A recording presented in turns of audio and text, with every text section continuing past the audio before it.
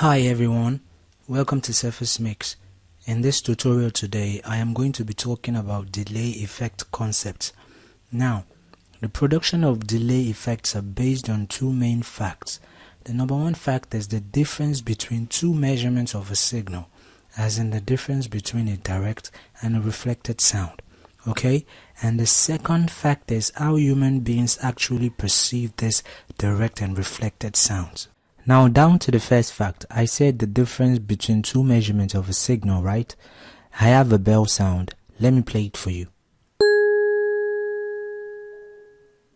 Now, for us to arrive at the difference between two measurements of this bell sound, we are going to have a duplicate of this bell sound. Now, I have the duplicate of the bell signal at 0 degrees. Now, why did I say 0 degrees? The time span of a circle of a sound wave is measured in degrees. Now, from year to year in this signal is about 90 degrees. From year to year is 180. All the way down here is 360 degrees, just like a circle. Now guys, having the duplicated bell signal at 0 degrees will give us what we call a constructive phase interference. Now, what is phase? Phase is simply the function of time and frequency.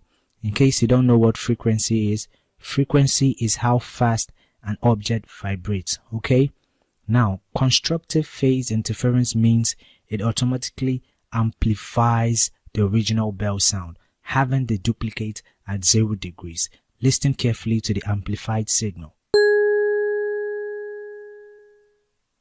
Now, this is just the bell sound on its own without having a duplicate at 0 degrees. Now, if I play it, this signal on its own is not amplified as having a duplicate of it at 0 degrees. Listen. I have the duplicated signal at 90 degrees. This would give us a partially constructive phase interference, meaning it's not going to be so amplified, but still better than just having the bell sound on its own. So listen to the partially amplified signal. Now listen to the bell signal on its own again. So I hope you can perceive the difference between the partially constructive and just the bell signal on its own. Now I have the duplicate of the bell signal at 180 degrees this time around. This is totally going to just like cancel it out. This is called deconstructive phase interference. It's not going to amplify. Instead, it's just going to do like the opposite of it. Listen carefully. And back right where we started, the signal just on its own. Listen. So I see you perceive the difference, right? Now guys, as you can see, that's how you arrive at having the difference between two measurements of a signal. That is the first fact. Now the second fact, like I said, is how human beings actually perceive these differences between the direct and reflected sound. Let me explain to you further.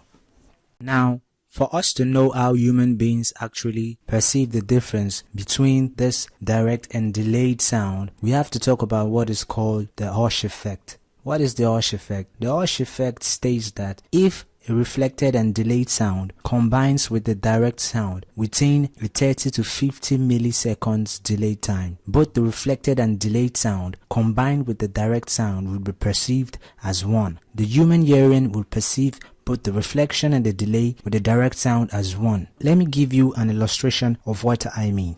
This guy over here is the listener. The black arrows here is the direct signal. The red arrows is the reflected and delayed signals. If this black arrows here, the direct signal, and the reflected and delayed signal gets to the listener within a 30 to 50 millisecond delay time, the Hush effect states that the listener is going to perceive both the direct and the reflected and delayed signals as one, because both the reflected and delayed signals combine with the direct signal gets to the listener within a 30 to 50 milliseconds delay time. Okay, The Osh effect also states that if a reflected and delayed sound combines with the direct sound after 30 to 50 milliseconds delayed time, depending on the nature and attack character of the sound, human hearing will begin to perceive the direct and the reflected and delayed sound as two separate signals. Like the black arrows here gets to the listener quicker, which is the direct sound, and the red arrows gets to the listener, which is the reflected and delayed sound, a little bit late than the direct sound. In this case here now, the listener will begin to perceive the difference between the direct and the reflected sound depending on the nature and attack character of the original signal. Now let's move over to FL Studio so I demonstrate to you how it works between 30 to 50 milliseconds delay time and after 30 to 50 milliseconds delay time. Okay.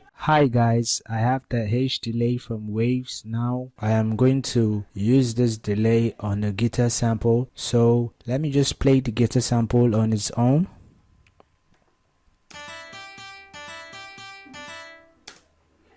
Now I am going to put the H delay on now at about 30 millisecond delay time. Let's see if we can perceive the difference.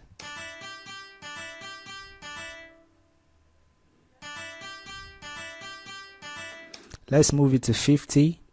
Like we said, if it's within 30 to 50, you won't really perceive the difference. So let's move it to 50.